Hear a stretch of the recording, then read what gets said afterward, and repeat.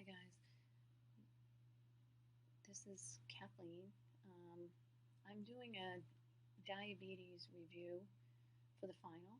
So I'm not going to be going through slides. It's kind of a combination of what you read, the case studies, and the PowerPoint.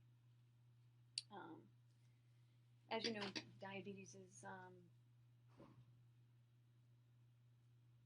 basically I'm going to talk about type 2 diabetes in this lecture, because that's basically what you're going to be managing is mostly type 2 diabetics.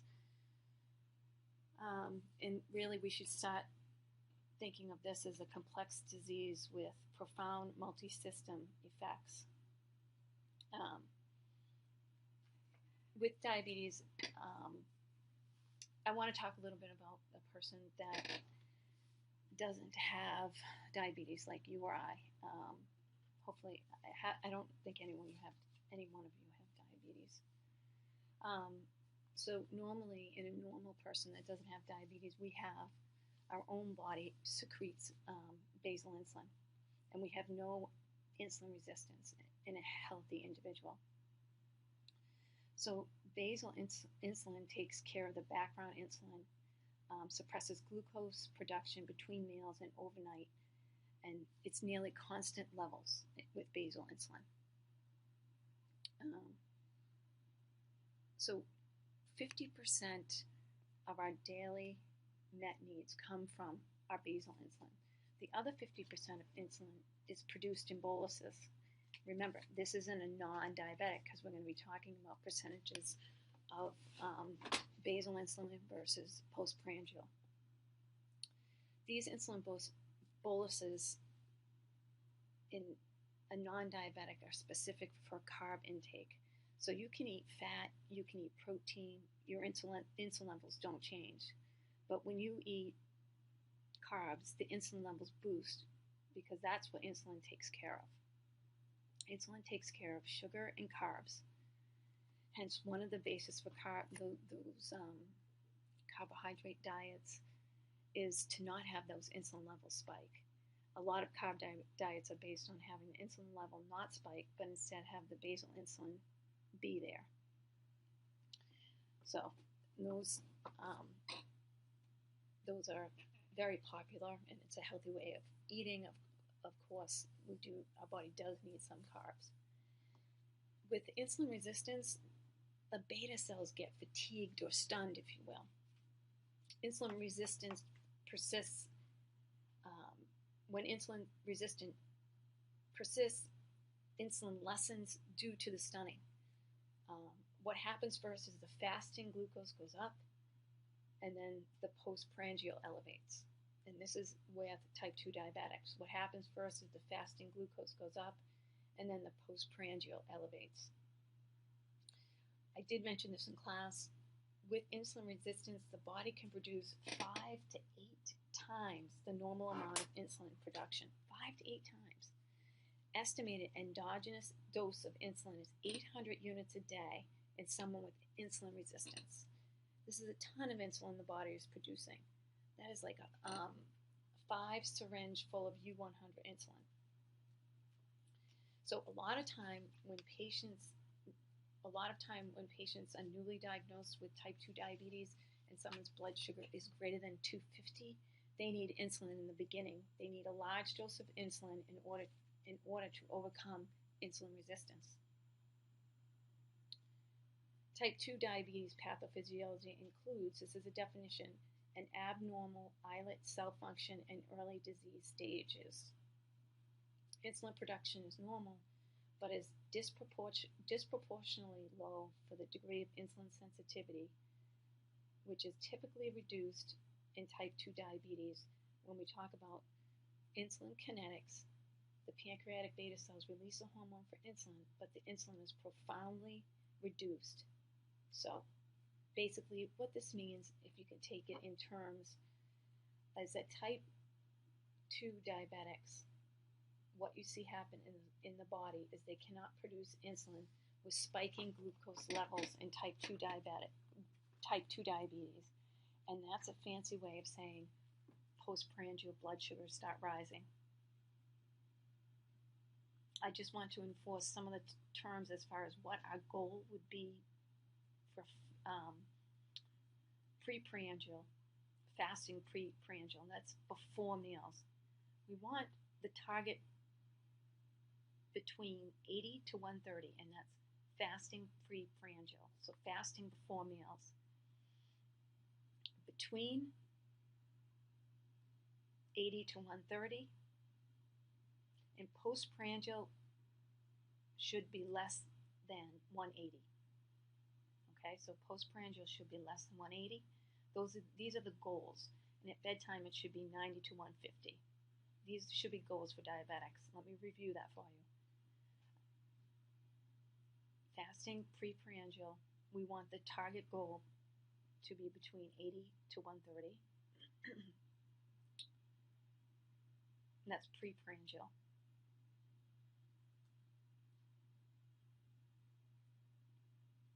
In postprandial, we don't want the blood sugar should be less than 180. And at bedtime, it should be 90 to 150. And these are goals for diabetics. But when we talk about specific goals that the guidelines, the endocrinologists want and the American Association of Diabetics want, it doesn't always fit with the patients that you see. And a good example of that is someone who's elderly.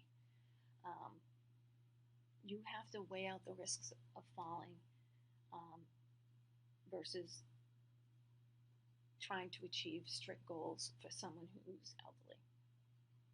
And also, the brain and heart does not respond well when patients are hypoglycemic. So that's something else to think about when you're trying to adjust their medication. And that includes oral hypoglycemics as well. So when we look at the chart, the hemoglobin A1c chart that is in your PowerPoint, you take a look at a hemoglobin A1c, and you see you have, let me see where it is. Sorry, guys. You have a hemoglobin A1c of 6.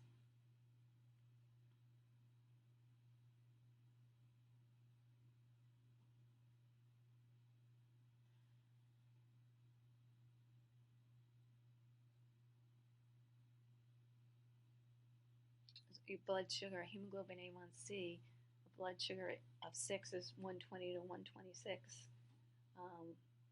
Then the estimated average blood sugar is about 126, and if it's right at 7, it's 150. And if it's flat at 8, if you look at 8, it's 180.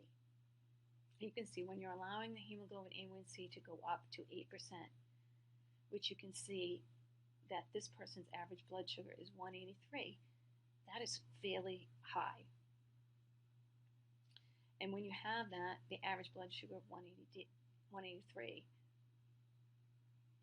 what that might give you is post-meals, postprandial blood sugars of 200, but some fastings will be lower. And what's oftentimes you'll have patients that are starting out and you're trying to get them to do their blood sugars. They're not really compliant. They come in, they say, oh yeah, my readings are fine, everything's fine, doing fine, take our medication, etc. But you take a look at the hemoglobin A1c is off, their blood sugar is postprandial, and fasting are off as well. Can be, not always. But a lot of times they say they're doing well and they're really, really not.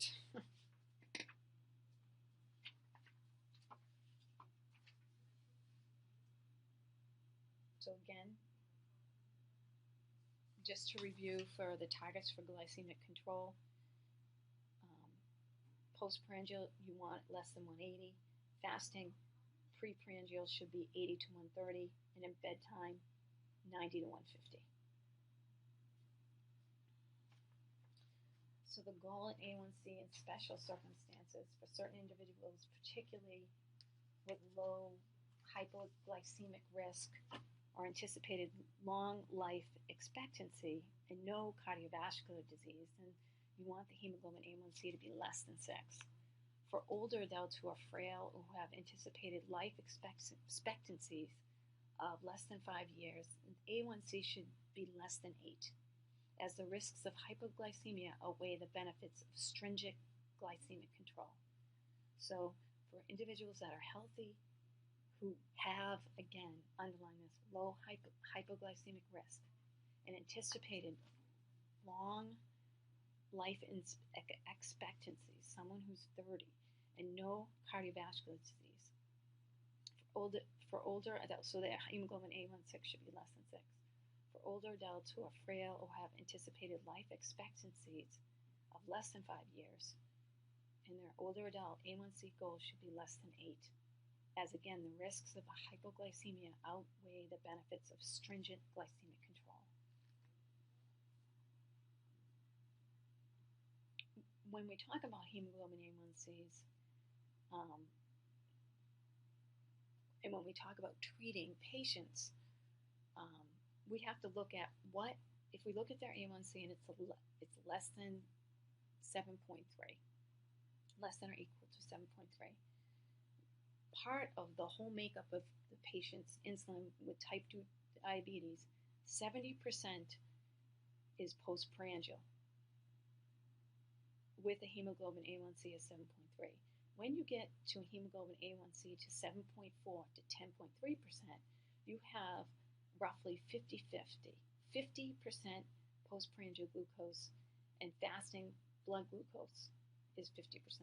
So that means you actually have to start looking at 50% of their daily insulin is postprandial glucose and fasting blood glucose.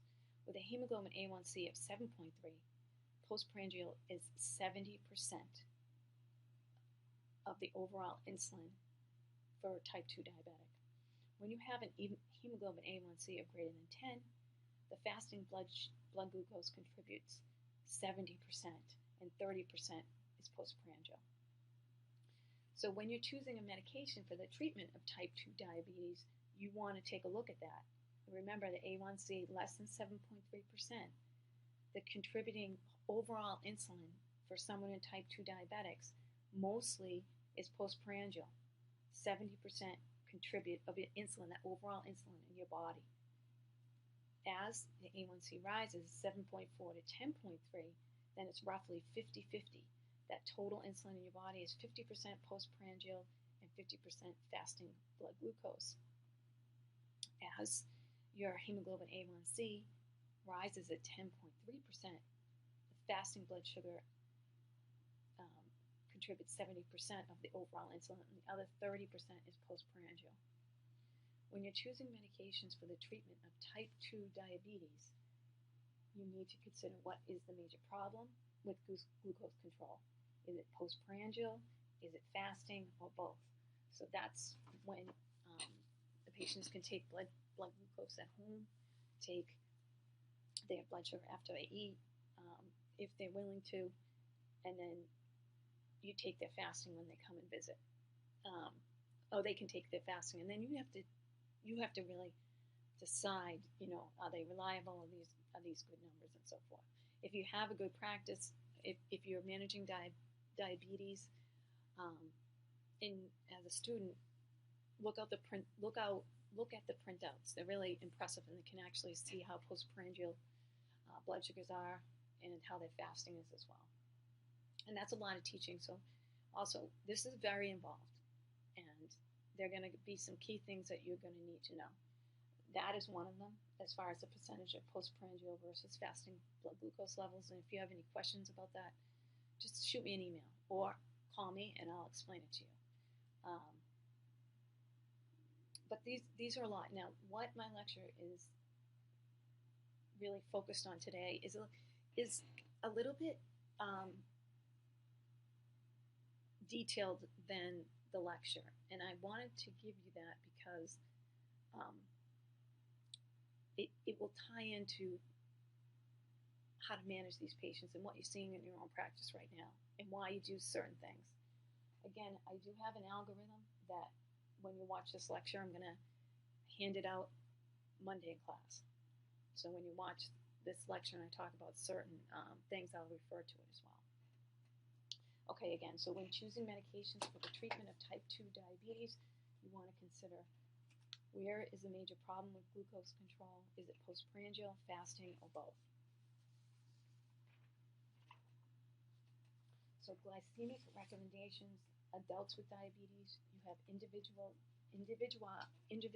goals based on the duration of diabetes, okay, the age and life expectancy of the patient, comorbid conditions, whether they have known cardiovascular or advanced microvascular complications, hypoglycemic awareness, like are these at risk for hypoglycemia, then you're really going to start low and follow them up. I mean, I can tell you, you can go and you can look at algorithms and believe me, they're good. But when you have a patient in your office and you know this is overwhelming to them, you need to follow them up yourself if you don't have a good diabetic educator. A lot of times you can have a wonderful diabetic educator who sees them tomorrow or comes into the office while you're there and gets them started. And also, glycemic recommendations for adults with diabetes, it's individual patient considerations. You have to connect with these patients so they actually, do what you recommend. And a lot of times, this is a tough diagnosis for patients, especially if they have to go on insulin.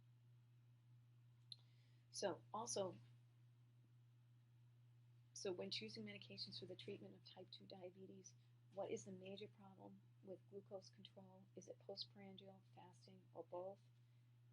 And then when you're looking at medications, you want to look at the medications and say which ones work against insulin resistance, which ones work to increase insulin availability, which ones work to delay carb absorption, and which ones work to offload glucose.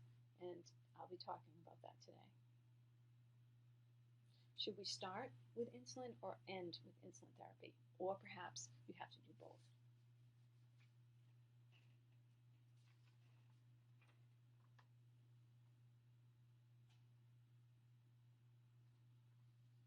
Okay, an approach to management by the American Diabetic Association. I think this is key, and I did talk to you about this.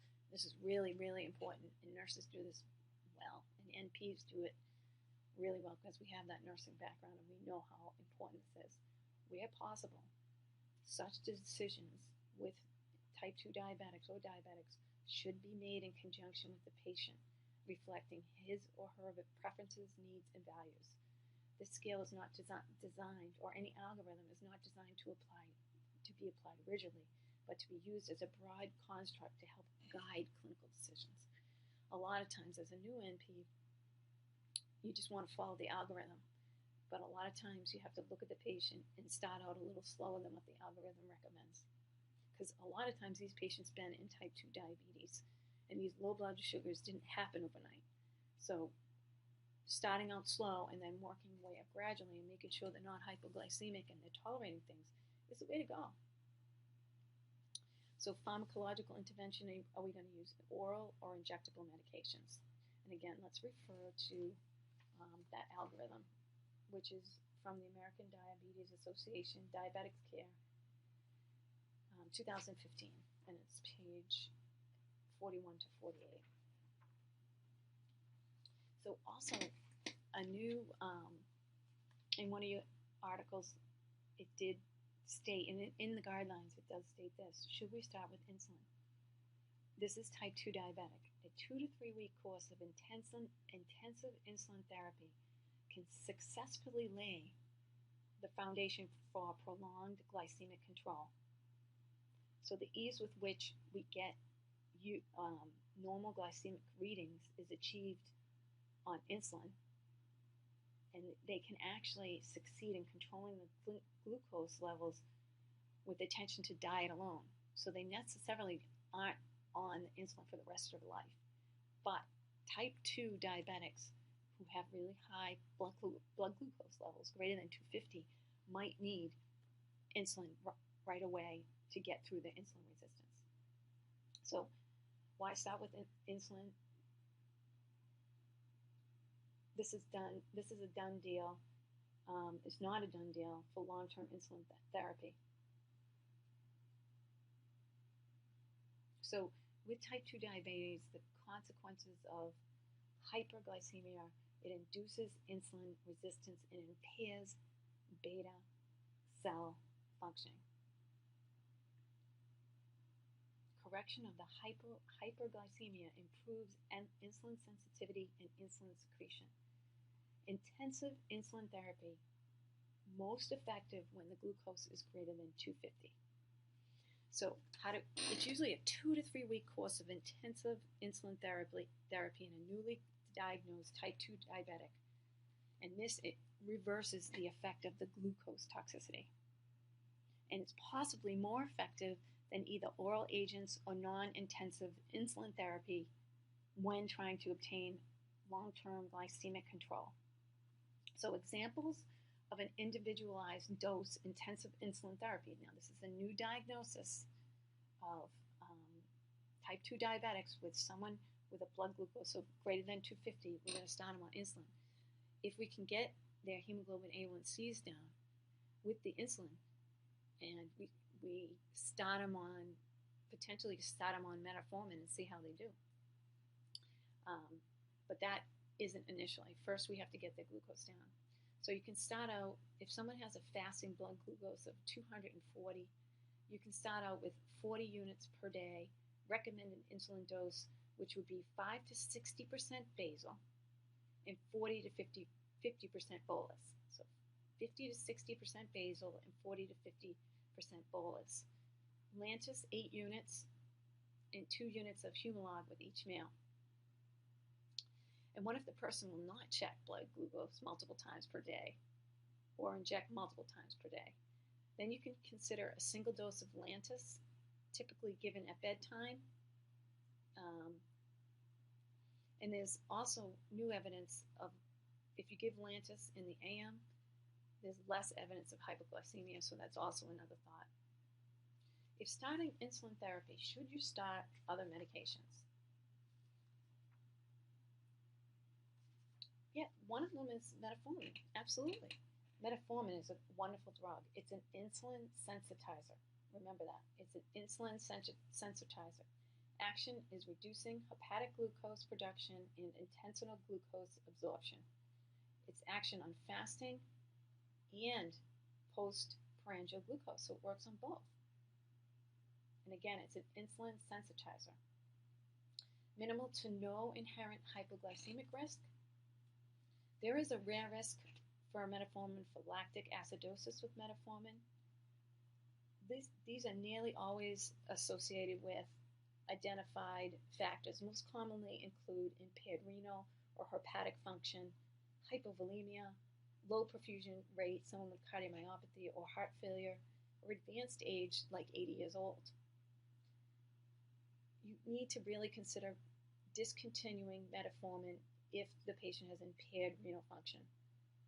And the rationale for discontinuing is to decrease lactic acidosis risk, because this medication is 90% renally eliminated. So the National Institute for Health says a GFR below 45, absolute metformin, well, you should start thinking about having the patient come off of metformin if it's below 45. If it's below 30, it's an absolute discontinuation of metformin. So metformin for diabetic prevention. Metformin therapy for prevention of type 2 diabetes can be considered in those at higher risk for developing diabetes, such as those with multiple risk factors.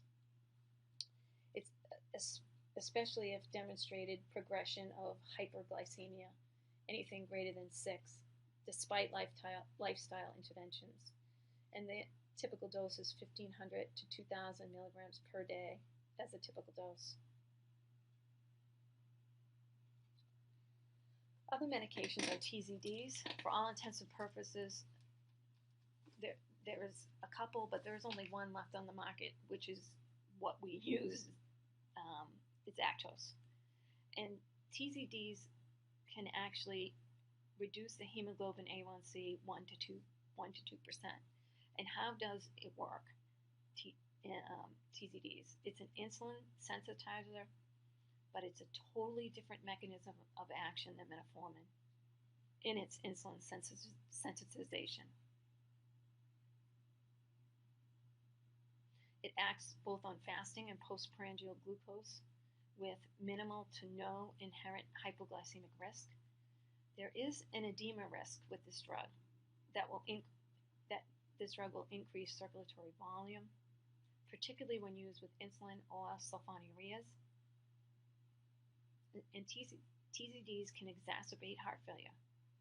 But to be fair to this drug, if you give this drug to a 35-year-old female who has a normally structured heart, who was started on TZD, is this going to make her go into heart failure? Absolutely not. But add this drug to a 75-year-old with hypertensive heart failure, bingo, that person will likely go into heart failure. Don't use this drug in the presence of heart failure.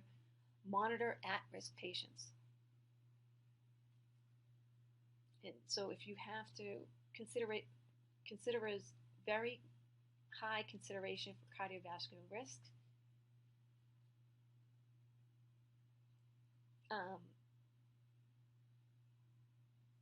if a patient is on nitrates, you cannot give Actos. And why is that? Okay, so you want to give a TZD, you really have to do a good review of systems, look at the patient. Do they have any underlying cardiac disease that's been undiagnosed? Don't give a TZD. If they're on nitrates, don't give a TZD. Nitrate is really a surrogate marker for advanced cardiovascular disease. Patients are on nitrates because of angina, they have coronary artery disease. So you really don't want to add TZD. Sulfonylurea is on the $4 drug list. So you'll be prescribing a lot of sulfonylurea because realistically, the algorithms for the clinical endocrinologist, there's one by the American Diabetes Association and then the clinical endocrinologist. The clinical endocrinologist, basically what they recommend is a lot of medications that you can't prescribe because they're too expensive. So the sulfonylureas is on the $4 drug list, and that's glucotrol, diabeta, and Amaral. And the anticipated A1c reduction is 1 to 2%. The mechanism of action for sulfonylurea is it increases insulin release from the pancreatic beta cells. Therefore, these drugs have no use for type 1 diabetics because type 1 diabetics basically have no functioning type 1 beta cells. So the action, they work on fasting and postprandial glucose. There is a hypoglycemic risk with sulfonylureas, especially in the elders and those with impaired renal function and those with nocturnal fasting, meaning the ones who wake up low, who have a low blood sugar. You've got to be very careful. See what their fasting blood sugars are in the morning. If they're low, you don't want to give this.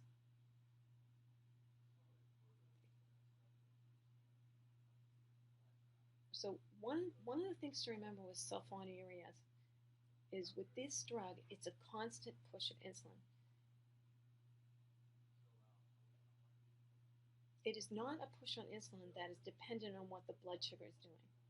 The way I tend to think of sulfonylureas a little bit more than anything else is I tend to think of adding sulfonylurea is adding basal insulin. Okay, so when we add basal insulin, it's based on the fasting. We look at the fasting and then we prescribe basal insulin. So this is really hypoglycemic risks. So when you get someone with postprandial insulin, but it's mainly basal insulin, is there a hypoglycemic risk with sulfonylureas? Yes, there is, especially in elderly and in the presence of renal dysfunction. And most of the time, this hypoglycemia can occur 4 to 6 hours after meals, and it can occur at night. Whenever you read a medication can give you nocturnal hypoglycemia or 4 to 6 hours after meals, This is telling you that this product is pushing insulin constantly. I once had a patient on metformin and sulfonylurea. I took the metformin away. One of the things that helped my patient was, as she ages, she has reduced eating. She is kind of pick at food all day eater. She seldom ever eats a full meal. A little dose of sulfonylurea works with her, always eating a little bit at a time. The good news is her fasting blood sugars were okay, but her postprandials were constantly high.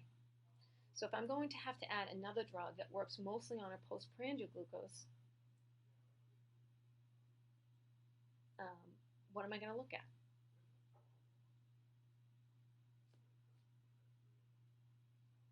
Also, I wanted to point out, due to failing beta cell function, sulfonylureas will not work, okay? They're typically less effective in older adults and individuals who have many years with type 2 diabetics. And also, sulfonylureas will not work in the presence of severe hypoglycemia. So that's an add-on. So when we go back to this one, what kind of medications am I going to put this elderly person on for the next class of drugs? I'm going to talk about the incretin-based therapies. A couple drugs in this class. They're called incretin-based therapies. What is incretin?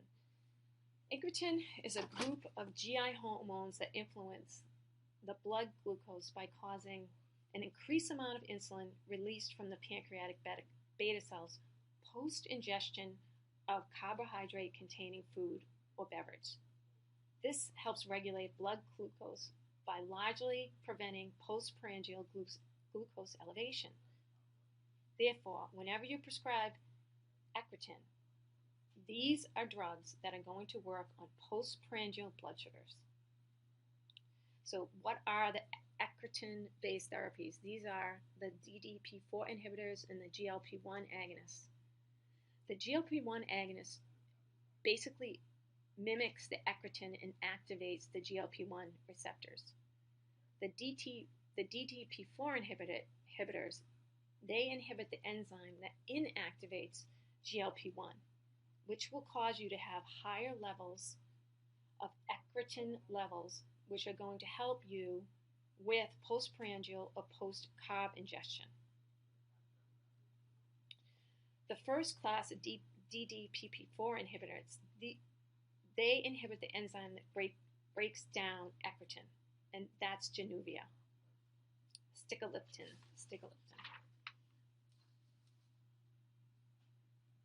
And the A1C will get reduced with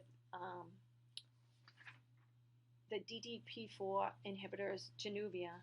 They lower the A1C again at 0.16 to 1.4. They lower A1C reduction compared to other hypoglycemics. So basically, the A1C is not really the reduction that you're going to get is 0.6 to 1.4. So it's not like great, but it's something. And it may be because in the clinical trials and clinical practice, the gliptins were added to another hypoglycemic medication. Therefore, the hemoglobin A1c had already been reduced. Januvia is the most prescribed gliptin. Blink, there's lots of gliptins, but blink and you have another gliptin on the market. Watch. The mechanism of action, it increases insulin release. Okay, so you really want to know the mechanism of action. It increases insulin release, largely in response to increased blood glucose post-meal. These medications, again, Januvia's action is largely on the postprandial blood glucose and has minimal to no inherent hypoglycemic risk. So the woman I talked about who I discontinued also because she was on metformin. I discontinued metformin because she was getting older, and again, she's on a low dose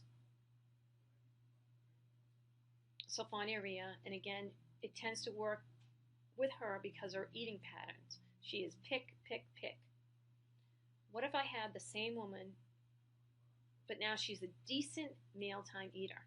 A decent mealtime eater. I got her on a sulfonylurea, but our postprandial glucose are not good. This could be the drug to add, because what the patient is telling me that the sulfonylurea has given her some help and that she has functional pancreatic beta cells. This medication will encourage these beta cells to release some insulin.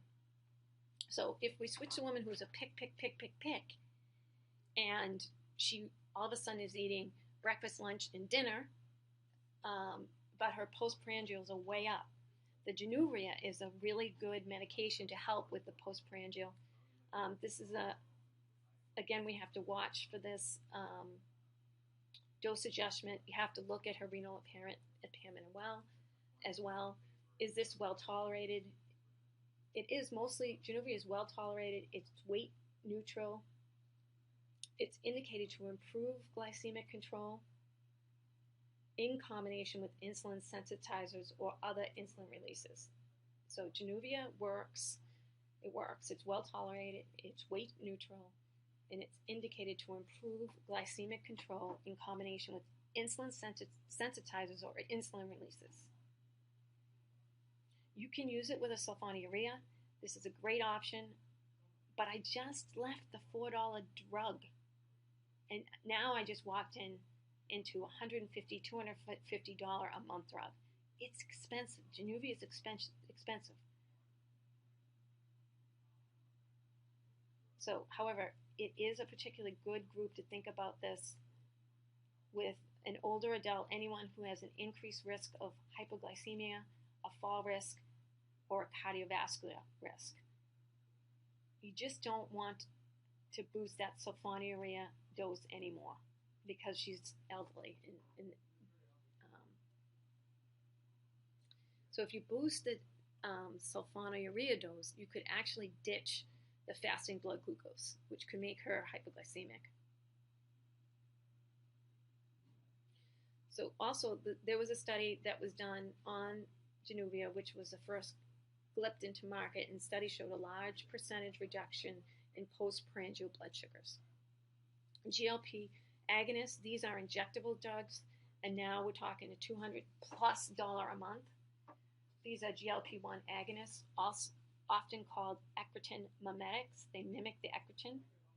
These include drugs like Byetta or Victoza, and they're injection only. The anticipated A1c reduction with intensified use is 1 to 2%, and the mechanism of action, it is basically it increases insulin release.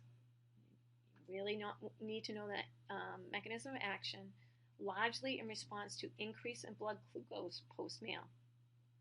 Action is largely, again, on the postprandial blood glucose, has little inherent hypoglycemic risk.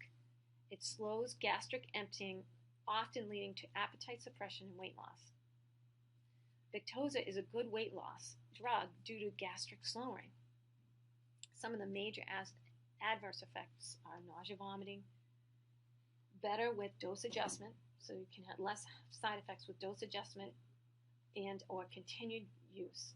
It's contraindicated. It's contraindicated in gastroparesis. It's an adjunct to improve glycemic control in type 2 diabetes when not adequately controlled with metformin or sulfonylureas.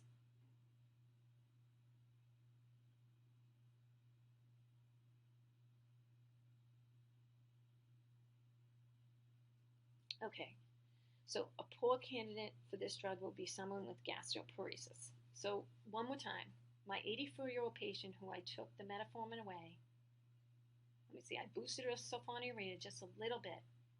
I added a DTP4 inhibitor for her post-meal glucoses were starting to get high.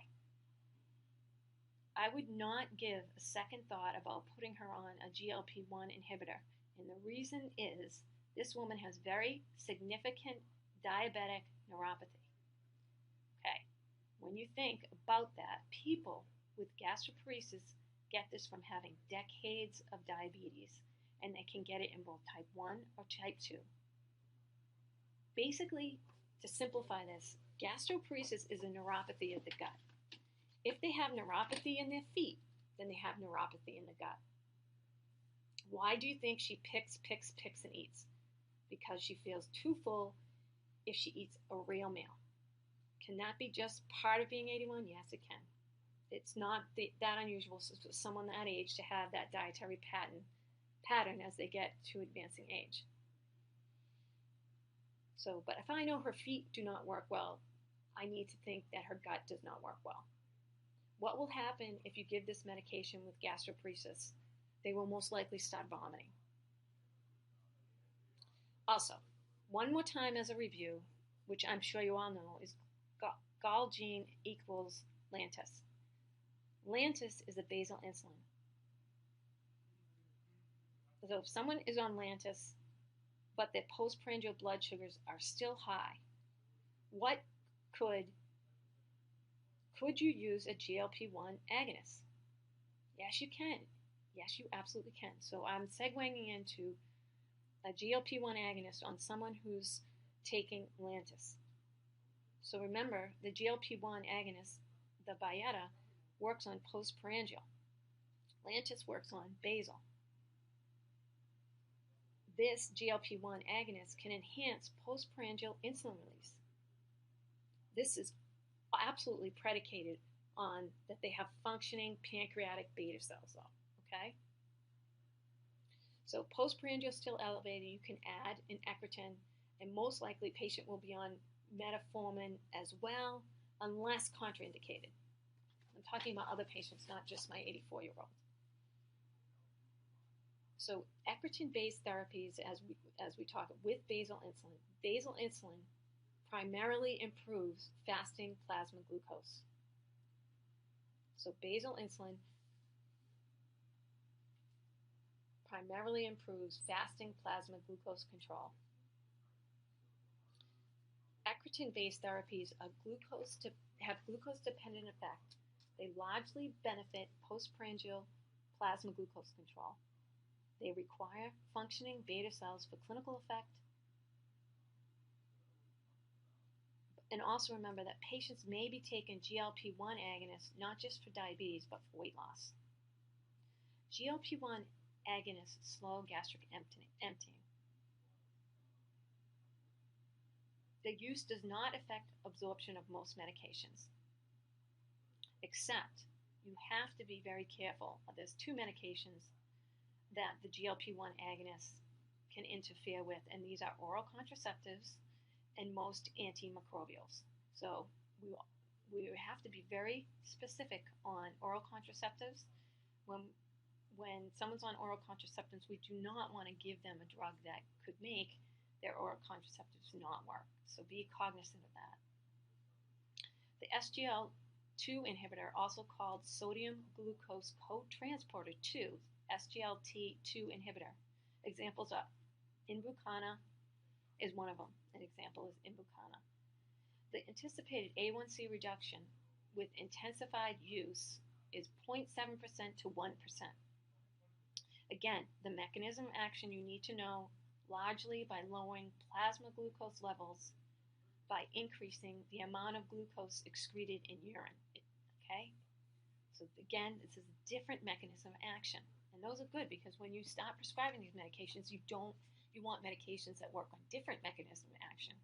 And so the SGLT2, which is a sodium S, G glucose cotransporter 2. That's what SGLT2 stands for. So again, the mechanism of action, the action is largely by lowering plasma glucose levels by increasing the amount of glucose excreted in the urine. There is a hypoglycemic risk related to glucose offload, increased when used with insulin and insulin secretagogues. You have a patient that has sandwich with bread. What will happen if the person is on Invokana? The patient will urinate out the glucose that developed from the carbs that were in the bread. Hypoglycemia risk is related to glucose offload, increased when used with insulin and insulin secretagogues. There is a warning if you add this medication to these treatment regimens to make sure you keep track of blood glucose postprandial to make sure they're not coming down too much, okay? So it's very important. So if you are going to keep them on insulin, they need to come back to the office and you need to make sure that their postprandial is okay. Adverse effects. Here is what could be looked at as one of the Achilles heels is genital, and they'll say this in the genital mycotic infection, and that's a fancy way of saying yeast infection. Basically, if you're urinating out sugar, what could happen? 10% of women will develop genital yeast infections and 5% of men. Also, UTI, increased urination, is also a side effect as well. There's moderate weight loss, 4 to 7 pounds with Invokana. When you're adding Invokana, you want to anticipate the need, if they're on insulin, to lower the dose of insulin or insulin secretagogue to minimize hypoglycemia risk when used in combination.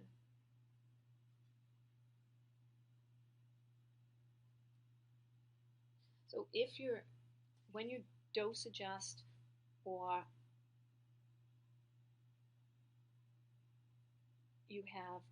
when you're thinking of dose adjustment or medication if you want to discontinue the medication, this is really when patients have renal impairment or they have increased risk of adverse effects, including electrolyte disturbances. So if they have renal impairment, you really need to take them off of this medication because of the risk of electrolyte disturbances, and so you need to be thinking about that too. This medication can be used as an add-on with metformin and sulfonylureas because the mechanism of action is not competing with other receptors.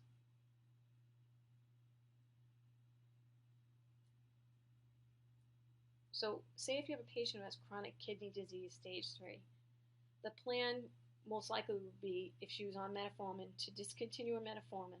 You may also need to lower her sulfonylurea dose because she is starting to have some, perhaps, fasting hypoglycemia. So basically you're asking, why is she not offloading her sulfonylurea as well as she did before? So basically what we need to think of is when patients are in renal failure, the medication is working too well because the medication is not being offloaded. So remember how this medication works by offloading glucose in renal impairment. The medication works well because the sugar cannot be offloaded. So as a general rule, there are very strict guidelines for Invokana. As a general rule, once the GFR reaches less than 60, you need to discontinue the Invokana. Also, the electrolyte disturbances that can be seen with this drug, with those with renal dysfunction, can be significant. So again, this medication can be used with metformin, sulfonylurea, and others because, just like I had said before, it has that unique mechanism of action. Doesn't compete with other receptor sites in the body. Now we're going to segue into postprandial versus fasting blood glucose. So A1C, if you have an A1C, and I already kind of went over this, that's less than 7.3%, your total, when we talk about insulin release, with an A1C of 7.33%, the postprandial is going to be a 70% contributor.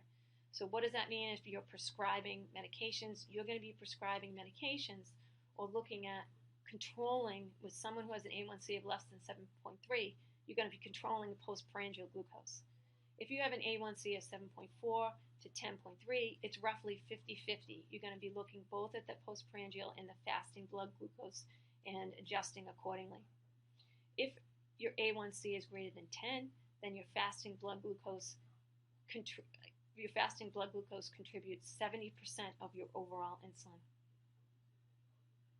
So when we refer to the algorithm like I'm going to give you in class on Monday, know that metformin, based on this algorithm and based on the American Diabetic Association, metformin is the backbone drug. So metformin, if there's no contraindications, you want to get the patient started on metformin.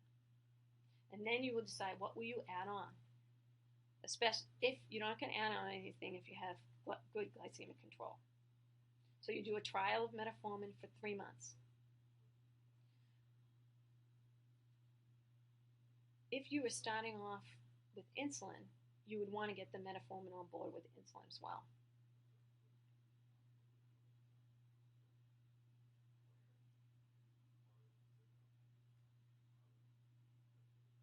So, just like I said in the beginning of this lecture, you might find out 3 months out that this patient, not the 84-year-old one, the type 2 diabetes that had a blood sugar greater than 250, and we needed to start her on insulin because of her insulin resistance. And also you're looking at her hemoglobin A1c, and it's great.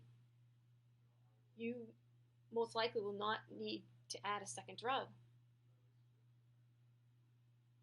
You might be able to add a sulfonylurea and get her off of the insulin because it's low cost and it's not insulin.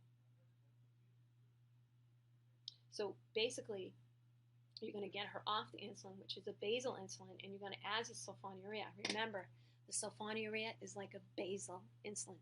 It's going to push that insulin.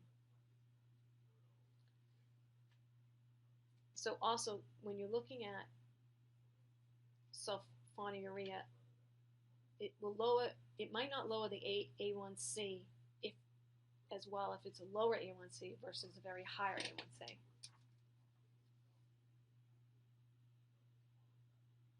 Because remember the sulfonylurea is a basal insulin. When you get to the higher A1c, you have a much more impact on the fasting glucose. Okay, so you also could add a TZD. So metformin with the TZD, and I'm just thinking of other combinations that you could add if you start a patient on metformin. And the type of patient who's a good combination is a younger person with type 2 diabetes who's incredibly insulin resistant. Because this is an insulin sensitizer,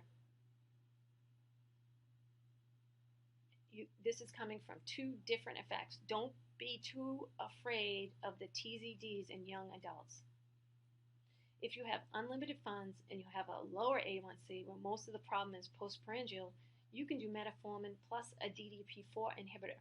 It's almost impossible to prescribe with someone with limited funds. On metformin with a GLP-1 agonist, it's going to work on postprandial insulin release. That is actually a good combination, the GLP-1 with the metformin. That is actually a good combination for the person who's obese and now very motivated to lose weight because of the new onset of type 2 diabetes. So let me repeat that again. If on making a decision on what to add, you can, if your patient's on metformin and the blood sugars are still not at goal, you can add a GLP-1 agonist. And that will work on postprandial insulin release. This is actually, metformin with GLP-1 agonist is actually a good combination for the person who is obese and is very motivated to lose weight because of the onset of type 2 diabetics. So if you're on metformin and you're looking at the blood sugars, would you add basal insulin? No, that's a little overkill at this point. It would depend if all of a sudden she got, if her blood sugars were absolutely out of control. But at this point, she got some benefit from the medication that we don't need to start her on insulin. If I want a basal insulin, again, you want to start her with a sulfonylurea.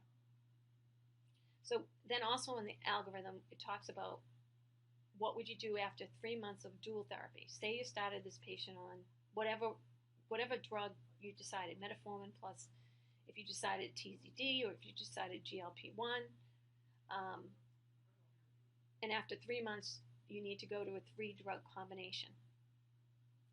The order in this algorithm is not meant to imply any order of hierarchy. But what you're doing with your third medication, you're trying to get a different action that you don't already have. So that's the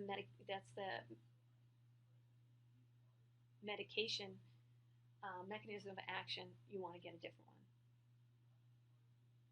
So if you were to look at the combination, the mechanism of action of metformin plus sulfonylurea, the sulfonylurea is the basal insulin. Then if you added a TZD, more insulin sensitizing. And if you added a DTP inhibitor, you have basal with your sulfonylurea. A DDPH inhibitor is more postprandial insulin release.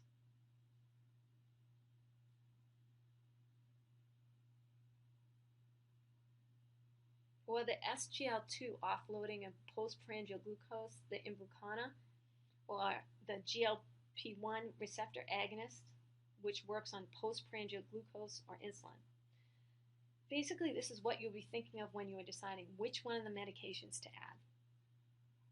And also, what is going to be the easiest to get paid for? What do you think is going to be the easiest to get paid for? Metformin or sulfonylurea?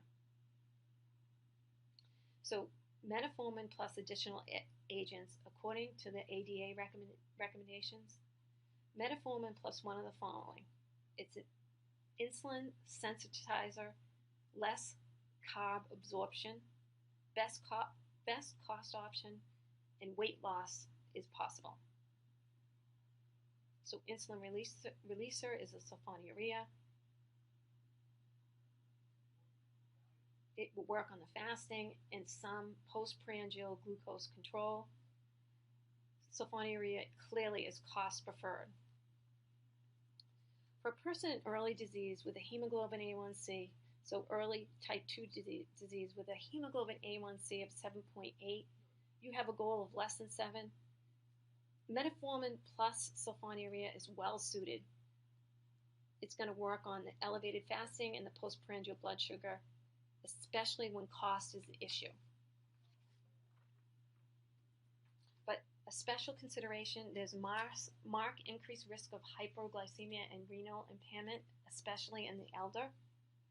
Severe hypoglycemia risk increased with irregular eating patterns. So people who are on sulfonylurea need to eat on a regular basis. So that elderly woman who's pick, that this wouldn't be a good drug for her unless she ate 3 meals a day. So, for example, the patients in New Bedford who work at local factories, for what I've seen in some of these patients, most of these patients in the New Bedford area that work who are type 2 diabetics do not tolerate sulfonylureas because their eating patterns are so erratic, and some of these patients would get hypoglycemic on the job, and most of them work with heavy machinery, so that would not be good. Once again, metformin plus additional agents. ADA recommendation is metformin plus one of the following. Insulin sensitizer. You have less carb reabsorption. GLP-1 agonist. Postprandial glucose control. It's expensive, it's injectable, and the other good thing is weight loss is possible. DTP4 inhibitor works on postprandial glucose control, but it's expensive. It's well tolerated, and it's particularly well suited with someone who has significant risk for hypoglycemia. It's weight neutral. So an example of patient who would be best suited for a DTP4 inhibitor is an elder who you have a sulfonylurea, an unacceptable high postprandial glucose, and want to really avoid hypoglycemia. You don't dare push up that sulfonylurea anymore in someone who's elderly. This is a perfect drug, the DTP4 inhibitor. This is a perfect drug, also perfectly expensive. And also, just like the AACE, which is, again, the American Clinical Endocrinologist, their algorithms basically state that anyone can afford any of the drugs. I did put up on a website, Texas has like different health insurance, and a lot of people don't have like the Massachusetts health insurance, so a lot of the algorithms are based on affordable algorithm. And you should take a look at it. It's a nice algorithm for type 2 diabetics, for a resource for you guys. So I'm going to pretend that I am with the AACE. I'm going to talk about these drugs like everyone can afford them, okay? Also, a DTP4 inhibitor is a great option if the sulfonylurea has caused weight gain. So a lot of times sulfonylurea can cause weight gain. Sulfonylurea pushes insulin Remember I said sulfonylurea pushes insulin constantly. What does insulin do? It makes you hungry. It actually increases your hunger. A lot of time, people will inherently gain weight when they go on sulfonylurea. I think most of the reason they gain weight with sulfonylurea is that they are really hungry and therefore they eat more. So metformin plus a DTP4 inhibitor, you get the rotating shift worker who clearly needs a second medication to maintain the glucose. You don't want to give that person a sulfonylurea because the person could get hypoglycemic because he eats very irregularly. It is also well suited for failing renal function. It's also suited when sulfonylurea is causing hypoglycemia in the frail elderly. So that's metformin plus a DTP4 inhibitor. Metformin plus a GLP-1 agonist. It's well suited. Reasonable fasting with persistent postprandial glucose. There is weight loss.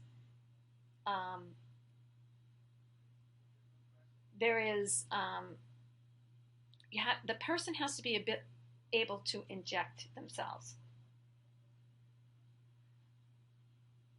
You want to avoid use with long-standing diabetes.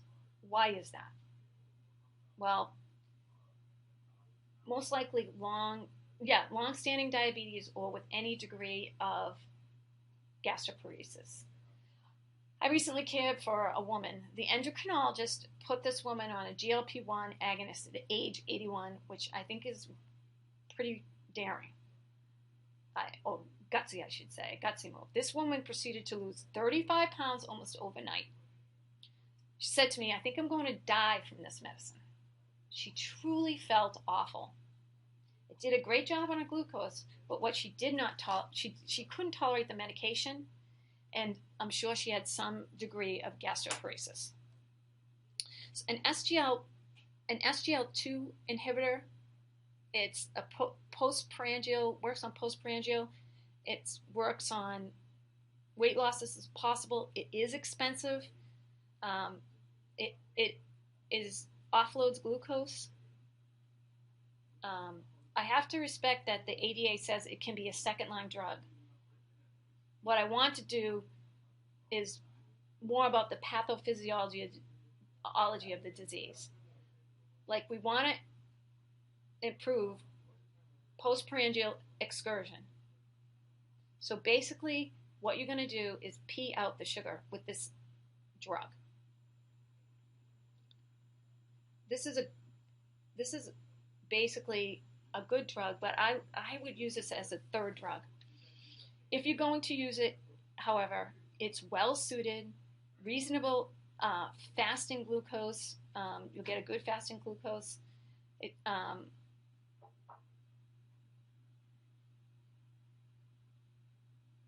Basically, it works for people who have irregular eating habits, so that's also a good one.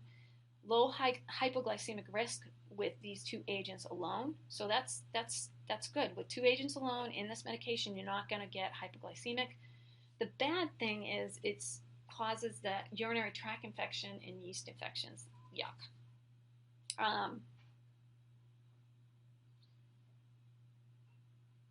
So metformin plus insulin. General rule, if someone's on metformin, you had to start insulin, or you're starting on insulin and you're starting them with metformin. General rule, so when you're going to add, basically, when you're going to start someone on insulin, you're starting basal insulin. So basically, if you're only adding a basal insulin, and this is a type 2 diabetic that needs insulin because of their glucose, the functioning beta cells that the person has with type 2 diabetes will take care of the postprandial glucose. If you're using metformin plus just a basal insulin, what you are saying is this person is further into the disease. The fasting glucose is not good. Untreated A1Cs would be very high when we know most of untreated A1Cs are very high when we know most of what we would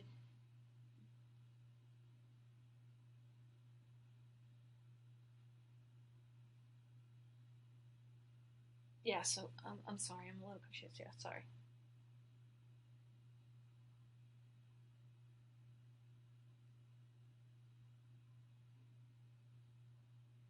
Okay, so untreated A1Cs, for the most part, are due to very high fasting sugar. So we need the basal insulin.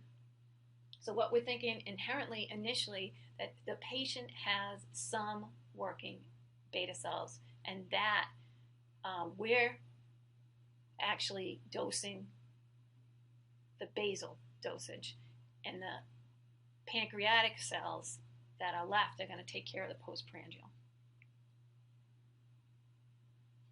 So insulin that is basal, this is what you get. Insulin that is basal insulin for Lantus improves fasting glucose. You need to depend on the remaining functioning beta cells to produce postprandial insulin. This is often associated with weight gain.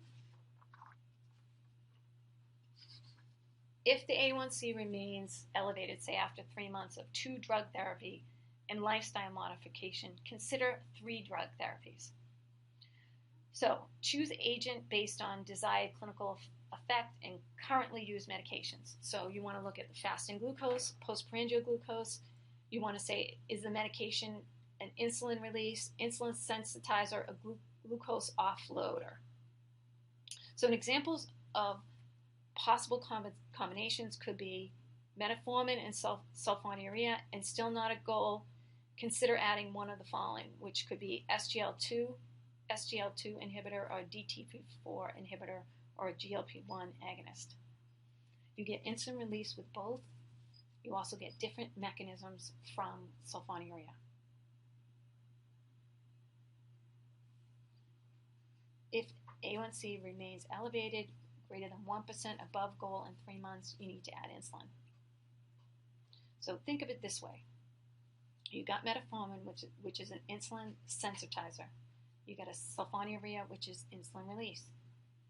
You got a DP4 inhibitor or a GLP-1 agonist. Again, that is insulin release from another mechanism.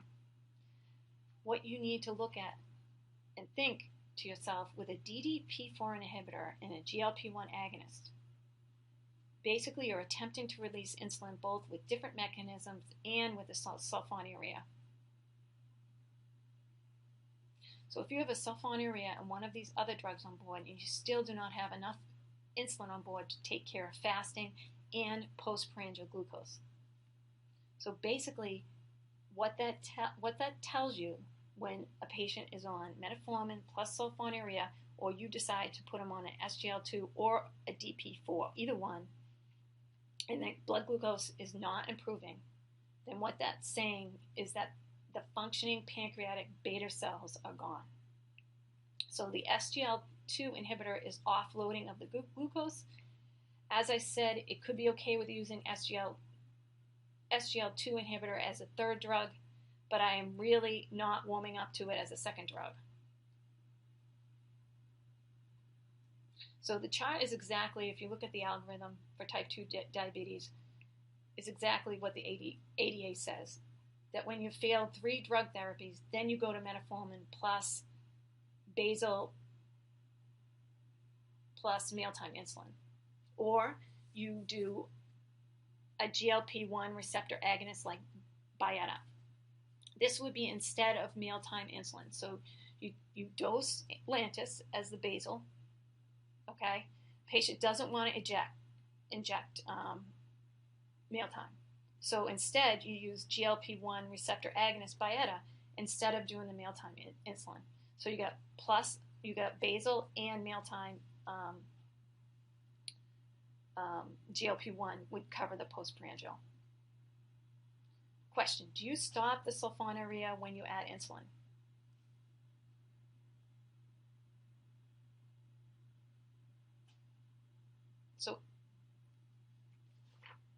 So basically, the sulfonylurea you've gotten nowhere. After a month of treatment, it is telling you that all the medications that enhance insulin release can really go away. So all the medicines that work on insulin release can really go away because they haven't helped. They are just not working. So any insulin sensitizer, insulin releases that they're on, they can go away. They're just not working. One more time, what never goes away is the metformin unless it has to. Because this is what I often hear from people, is that they discontinue all the oral drugs once somebody is on insulin.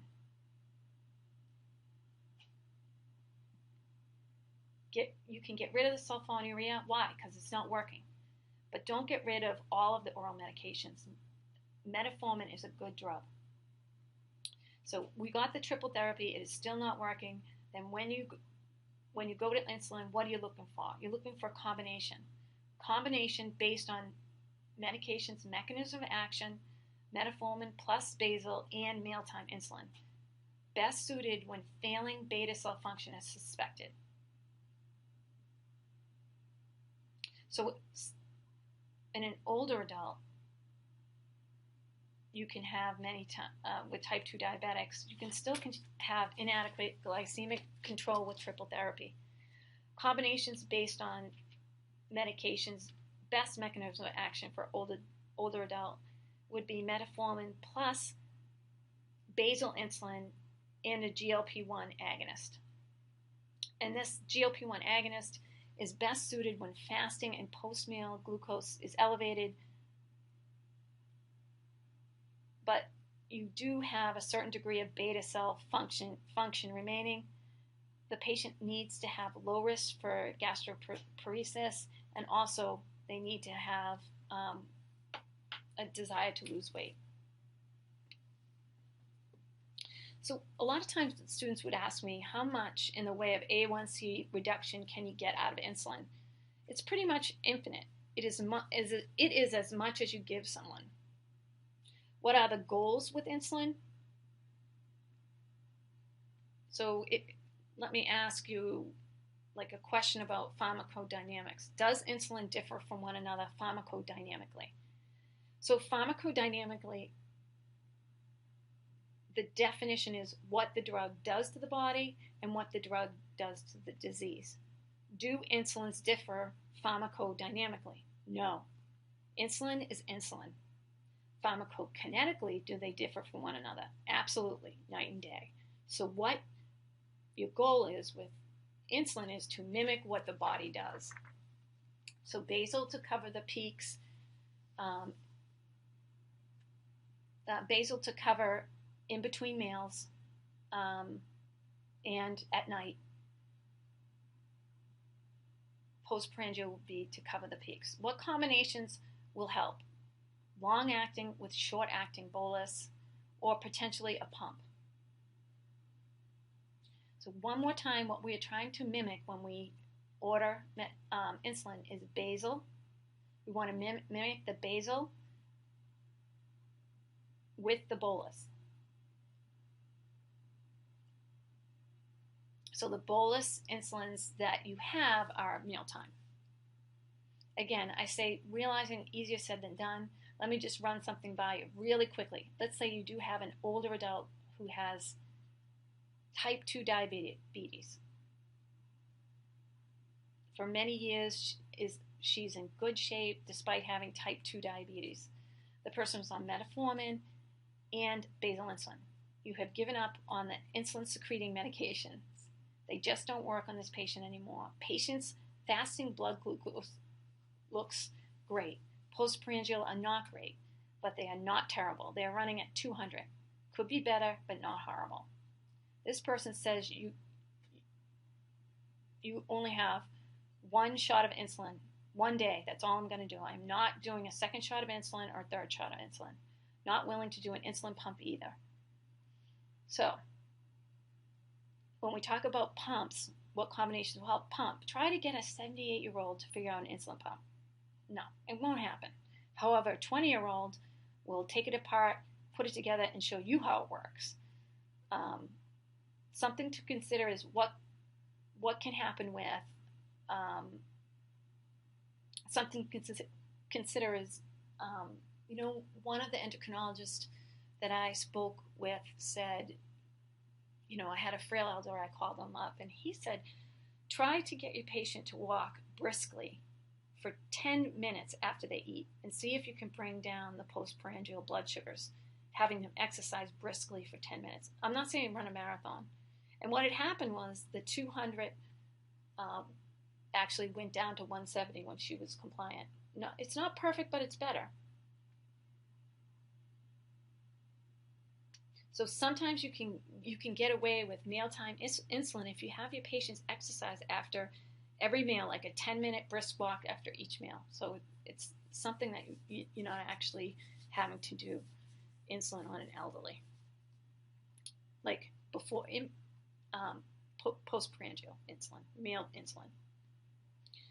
So oftentimes students ask, do you have a preference between Livomir or Lantus? And these are both long-acting. So the only preference that I would say is whatever the insurance will cover. And you'll know what I mean once you start practicing. So with basal bolus insulin therapy, I put on there resources from Texas. You can download an ebook. It's really good. Texas is a state, again, that sponsors that don't have health insurance, and these guidelines tend to be cost effective. Most providers have to stick with well-tolerated, inexpensive medications. So here are some of their recommendations. Their recommendation is add long-acting Livomir or Lantus to existing oral agent, except for TZD. Must continue TZD if insulin is initiated. Also, you can start with 10 units at bedtime, also 0.1 to 0.25 units per kilogram. 80 kilograms at 0.1 units equals 8 units at 0.25 equals 20. I am really conservative with insulin. I would start to 8 to 10 units of Lantus or Livomir. Titrate up towards 3 units every 2 to 3 days until fasting blood glucose at target. So when are you doing basal insulin? You are doing basal insulin, you want to manipulate the fasting blood sugar. So when you're dosing basal insulin, you're looking at the fasting blood sugar. So here's an alternate way of looking at dosing. Fasting glucose greater than 180, add 6 units of basal insulin at bedtime. Fasting glucose 141 to 180, add 4 units of basal insulin at bedtime. Fasting glucose 120 to 140, add 2 units. Fasting glucose 100 to 120, add 1 unit. Now remember, this is different for elderly people or someone who has hypoglycemic risk. So if someone has a fasting glucose less than 80, subtract 2 units. And as we're looking at this and I'm telling the formula, you better be in close contact with these patients. You need to have close follow-up. If you don't have a diabetic educator, be very, very careful and have them come back in. I would recommend you let the patient slide for at least a week before you add anything. One of the reasons being why is I'm conservative. Most of these patients I have prescribed insulin to work in jobs. They work with heavy machinery. You don't want to cause hypoglycemia. Hypoglycemia would be a disaster, so start slow. If after 3 months A1C remains greater than 7 with acceptable fasting glucose,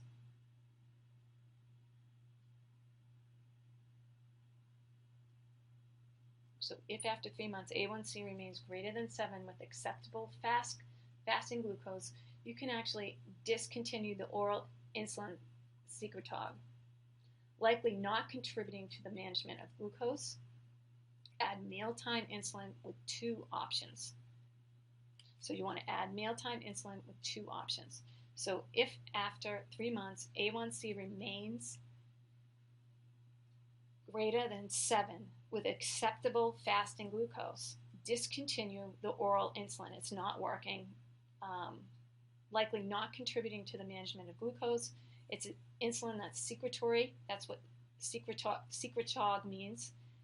secretagogur. Likely it's not contributing to the management of glucose. Add mealtime insulin with 2 options: set dose start and carb counting.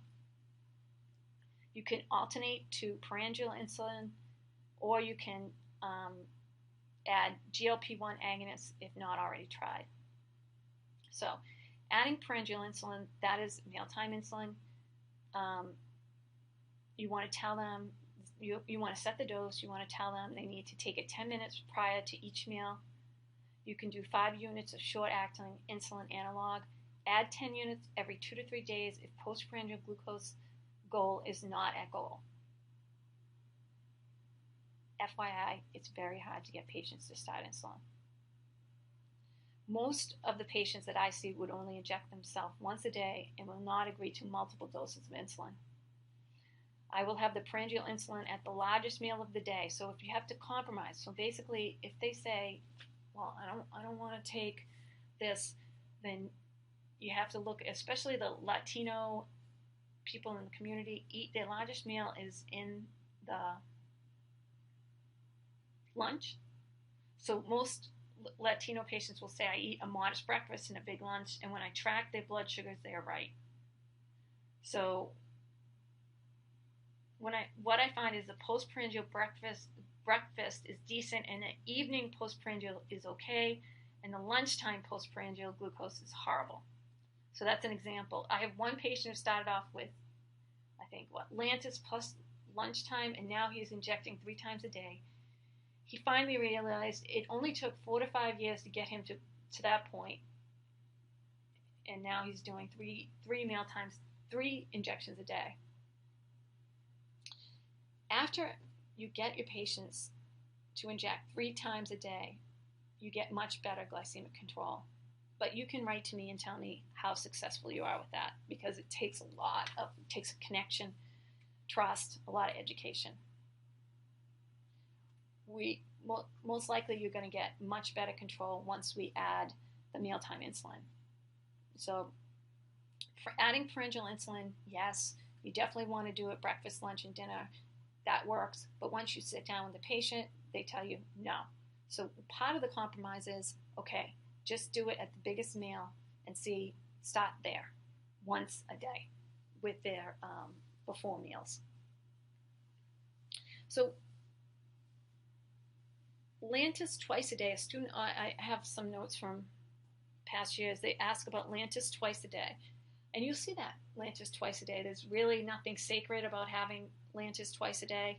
You're only getting basal insulin from Lantis, but twice a day is better. What you see when patients have twice a day Lantis is because of larger doses of Lantis. So adding pharyngeal insulin is good, but you can add pharyngeal insulin and do it with carb counting. And these patients have to be very, motivated. So if you have 2-hour postprandial glucose not a target, you want to use rapid acting insulin with meals and snacks. So you want to use 2 units, okay? You need to know this. You want to use 2 units of rapid acting insulin per 15 grams of carbohydrate. And you want to have them monitor their blood sugar 2 hours after post-meal to assess efficacy. So again, use 2 units of rapid acting insulin per per 15 grams of carbohydrate. And you want to have them take their blood sugar 2 hours post-meal to assess the efficacy of the insulin. So that's with type 2 diabetics, 2 units for 15 grams of carbs. With type 1 diabetics, the general rule is 1 unit per 15 grams of carb. Why is the ratio of units of insulin higher with type 2 diabetes? It's because of type 2 diabetics have more insulin resistance. Also, aging causes you to be more insulin resistant. Those who age tend to have bigger in the middle, and that's due to insulin resistance as well. Also, a little FYI, how many carbohydrates, how many grams of carbohydrates are in 1 teaspoon of cane sugar? 4. So 4 grams of carbs are in 1 teaspoon of cane sugar. Okay, so let's do some carb counting. So remember, 2 units for type 2 diabetics is needed for 15 grams of carbs. Subway, say you had a 6-inch chicken sandwich. It's 350 calories with 54 grams of carb. So let's round this up to 60 grams of carb based on the stuff that's in the lettuce, the tomato, that's in the sub. How many units of insulin would you need with 60 grams of carb? You would need 8 units. So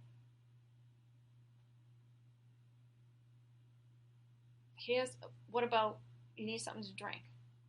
So what about orange juice is 16 ounces, 180 calories, which equal in 42 grams. Let's just say 40 grams of 16 ounce of orange juice, 180 calories, 42 grams of carb. Let's just say 40 grams of carb. You would need 6 units of insulin. This is someone that's carb counting. Dunkin' Donuts strawberry colada, 350 calories, 88 grams of carb. Let's just say 90 grams of carb. How many units of insulin just for one drink? 12 units. My point is, if you are not careful, or they are not careful of what they ingest, they could be injecting large amounts of insulin. So also, this is a great little question, which I found. I found this on the guidelines. Which of the following reflects the percentage of insulin users in Western Europe who deliver their insulin via pen device? So people in Europe, percentage of insulin users in Western Europe, greater than 90% use pens. The point is, U.S. is behind from the other rest of the world with the utilization of insulin, really. You know, a lot of times when I worked in the free clinic, I was skeptical switching patients over, especially people who are experiencing difficulty getting correct insulin doses. But they worked. You know, they worked great. It took a little while, but they really worked great. So some of the disadvantages are they're really expensive. But if you can get, like, there was a nurse that just did all, like, work with pharmaceutical companies and got a lot of these meds for patients. So that was a full-time job. Insulin pens really are underutilized resource. You dial up, dial down dose selection, audible clicks when selecting the dose. It reduces dosing errors. It's a discrete appearance. It's very easy to learn, and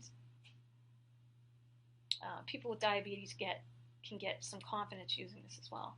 Again, the disadvantage is its cost. And it's kind of sad that despite the greater cost of insulin pens relative to vials and syringes, there is such improvement in treatment adherence with pens, and hence better glycemic control. So basically, these pens really offset those costs long term. So like the saying is, pay now so you don't have to pay in the future. I mean, that we should be using these.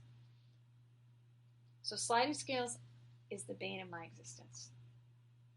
So a lot of times I have seen patients who landed in the hospital, placed on a sliding scale, and the well-meaning family members say, oh, you know, the nurses only gave my mother the insulin in the hospital when the sugars were really high.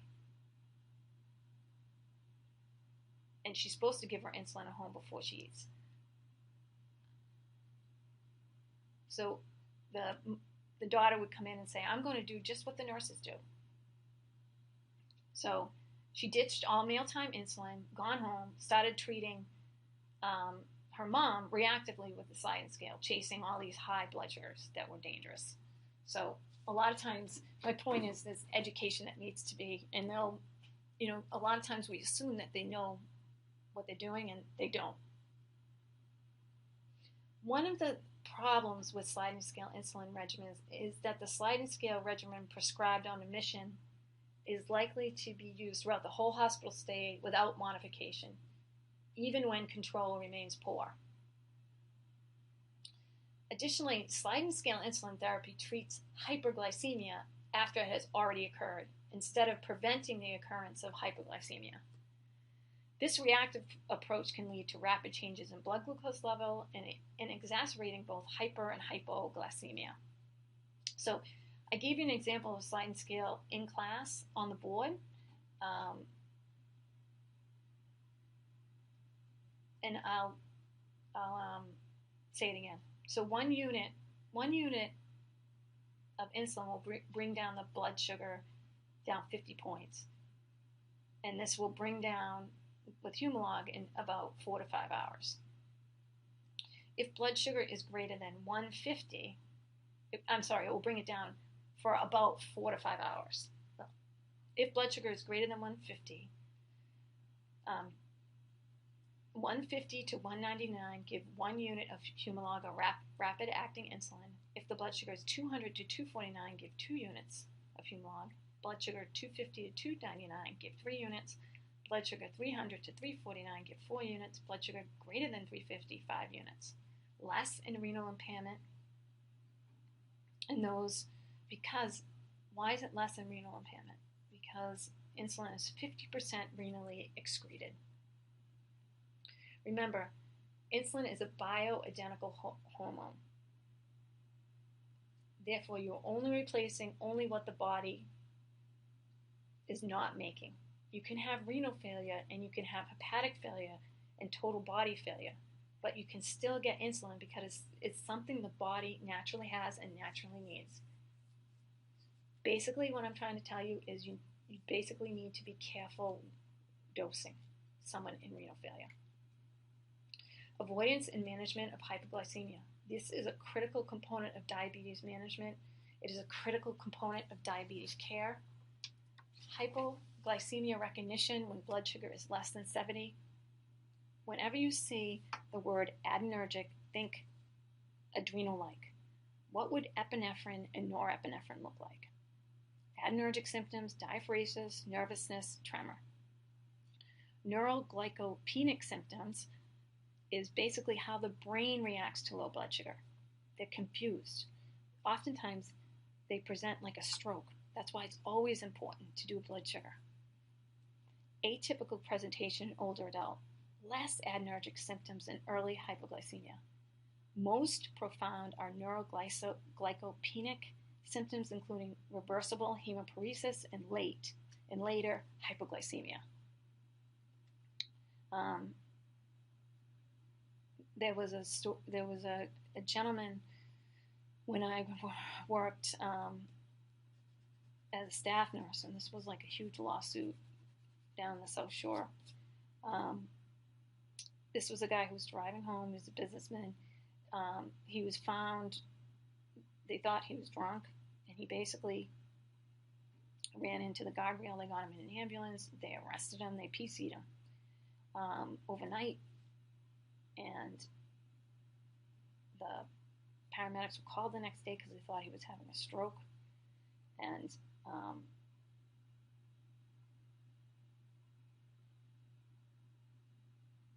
No, they thought he was drunk, and really he was having a stroke. My point is, I kind of diverted a little bit there, is with low blood sugar, you can have hemoparesis. That's not what he had, but just be very careful that you check blood sugar, because this could be hypoglycemic. So hypoglycemia recognition, you want to confirm blood glucose. If patient is alert, you give 15 grams of glucose, you need to know this, or simple carbohydrate PO consumption. 15 grams of carbs in 15 minutes. You need to recheck blood glucose in 15 minutes. If hypoglycemia continues, repeat treatment. So repeat blood glucose in 15 minutes. 15 grams of glucose or simple carbohydrate PO consumption if patient is alert. Examples of 15 grams of carb are prepackaged glucose tabs or gel tube. The good thing about the gel tube is that they won't eat it, and they won't eat it at all. So it's actually a good thing. So they'll have it around. Raisins, 2 tablespoons of 30 grams. Regular soda or fruit juice, 4 ounces, 15 grams. Sugar, honey, corn syrup, 1 tablespoon, 15 grams. Non-fat or 1% milk, 8 ounces, 15 grams. Examples of 15 grams of simple carb or glucose, 5 Lifesavers, 15 jelly beans, 5 to 6 branches that jelly beans. Those are the bigger ones. 10 pieces of candy corn. You want to avoid sweets with chocolate because fat basically delays carbohydrate reabsorption. Management of hypoglycemia. Blood sugar of 50 to 69. The patient's alert. One of the following is 4 ounces of orange juice, 3 graham crackers, and 1 tube of 15 grams of glucose. Those are the options. Blood sugar of greater than 50. Patient is alert. One of the following is 8 ounces of milk or orange juice plus 3 grams of crackers or 2 tubes of 15 grams of glucose. Once blood sugar is normalized, eat small snack for the next planned meal or snack in 1 to 2 hours. When you are looking to treat a patient with type 2 diabetes, you need to know where is the major problem with glucose. Is it postprandial? Is it fasting? Or both? And what medications will help me? And remember, you start metformin first.